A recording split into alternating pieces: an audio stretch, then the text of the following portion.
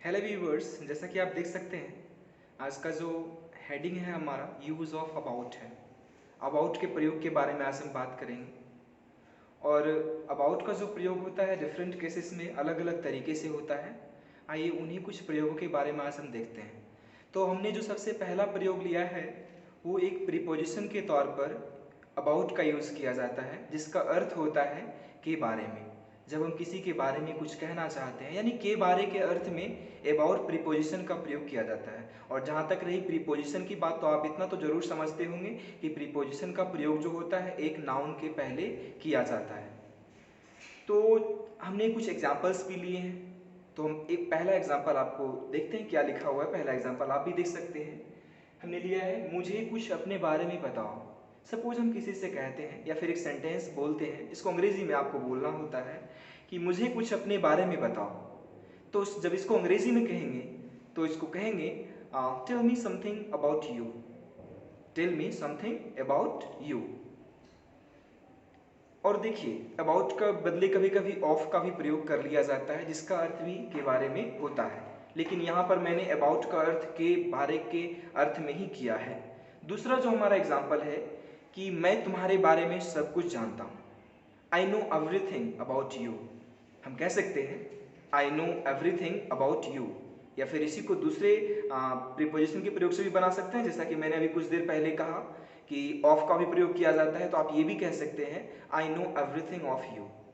तो बातें वही होती है, हम अबाउट का प्रयोग के बारे के अर्थ में करते हैं। तो पहला प्रयोग प्रीपोजिशन के तौर पर था। अब हम आते हैं अबाउट के दूसरे प्रयोग के रूप जो है बारे में। तो दूसरा प्रयोग है कि अबाउट का अर्थ जो होता है लगभग होता है, जिसको इंग्लिश में हम लोग अप्रॉक्स कहते हैं। ये अप्रॉक्स के एक सिनोनिम के तौर पर जो है हमारे सामने आता है। अप्रॉक्स आपने सुना होगा, अप्रॉक्स जिसको हिंदी में हम लोग लगभग कहते हैं कि आसपास।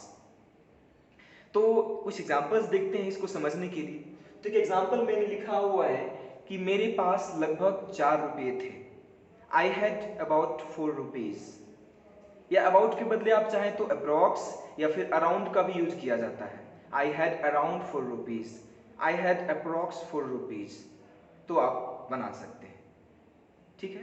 दूसरा एग्जांपल इसी के बारे में है कि रेड फोर्ट और इंडिया गेट के बीच की दूरी लगभग 1 किलोमीटर है।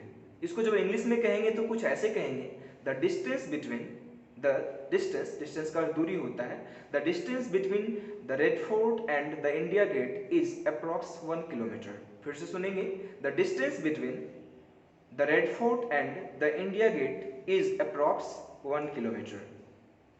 ठीक है। अब आते हैं इसके तीसरे प्रयोग के बारे में। तो इसका तीसरा प्रयोग है अबाउट का जो अलग होता है अर्थ वो अराउंड होता है, जिसका अर्थ होता है चारों ओर। तो इसके भी मैंने एग्जांपल्स लिए हुए हैं। एग्जांपल है कि टेबल के चारों ओर पुस्तकें थी।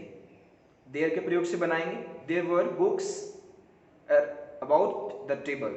There were books about the table. या फिर इसको ऐसे भी बना सकते हैं, there were books around the table. ठीक है। There were books about the table हमने यहाँ यूज करना है अबाउट के प्रयोग से, तो इसीलिए हम ऐसा कह सकते हैं। हिंदी में क्या था कि टेबल के चारों ओर पुस्तकें थी, हमने देयर के प्रयोग से बनाया। क्योंकि इंट्रोडक्टरी चीजों के लिए हम देयर का प्रयोग करते हैं, तो हमने कहा देयर वर बुक्स, किताबें थी। अराउंड द टेबल भी कह सकते हैं आप, लेकिन यहाँ पर हम अबाउट का प्रयोग सीख रहे हैं, इसीलिए अबाउट का प्रयोग करेंगे, अबाउट द टेबल। अब देखिए चौथे प्रयोग के बारे में कि अबाउट के साथ 2+V1 जोड़कर योजना की शीघ्रता को दिखलाया जाता है। किसी योजना के बारे में या योजना की शीघ्रता के बारे में जब हम बात करते हैं, किसी चीज को करने की जो जल्दीबाजी होती है या होने की जो जल्दीबाजी होती है, उसको बताने के लिए हम अबाउट के साथ 2 और V1 लगाकर जो है दिखाते हैं इसे।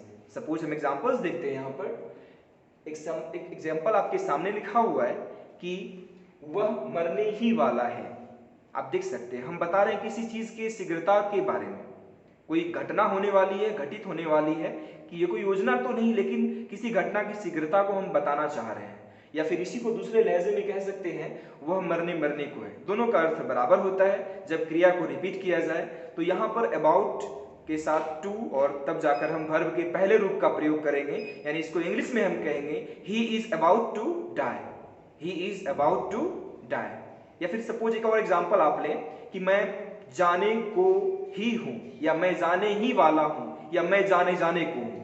मतलब जब हम चीजों में जल्दीबाजी दिखाते हैं तब हम अबाउट टू के साथ भी वन लगाते हैं। तो हम कहेंगे I am about to go, अर्थात इसका अर्थ हो गया मैं जाने ही वाला हूं या मैं जाने जाने वाला हूं। I am about to go. तो ये थे अबाउट के प्रयोग के बारे में।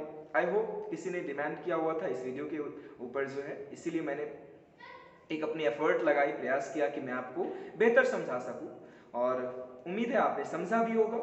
और इसी तरह की कुछ वीडियो की रिक्वायरमेंट्स हो आपकी तो ज़रूर कमेंट बॉक्स में लिखें, मैं उसके ऊपर जल्दी वीडियो बनाने का प्रयास करूंगा। धन्यवाद हमसे जुड़ने के लिए, और यदि आप नहीं जुड़े हैं तो चैनल को सब्सक्राइब करें and like the video if you really liked it and got some knowledge. Thank you for being with us.